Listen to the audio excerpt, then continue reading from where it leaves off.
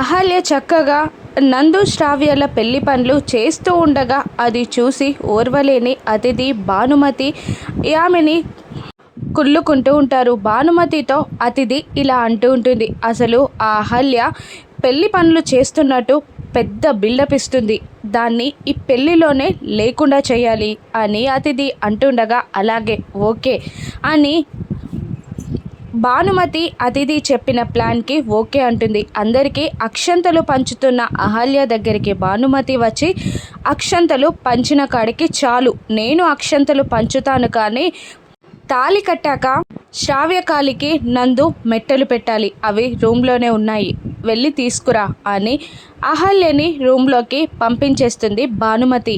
అప్పుడు వెనకాలే అతిథి కూడా వెళ్ళి మెట్టలు వెతుకుతున్న అహల్యని చూస్తూ కన్నింగా నవ్వుకుంటూ రూమ్ డోర్ లాక్ చేసి ఆ కీస్ని పట్టుకొని నవ్వుకుంటూ మండపంలోకి వచ్చేస్తుంది. ఇక పంతులు గారు మంత్రాలు చదువుతూ నందుతో జీలకర్ర బెల్లం పెట్టమని అంటూ ఉండగా అహల్య గారెక్కడా అని నందు అడుగుతూ ఉంటాడు.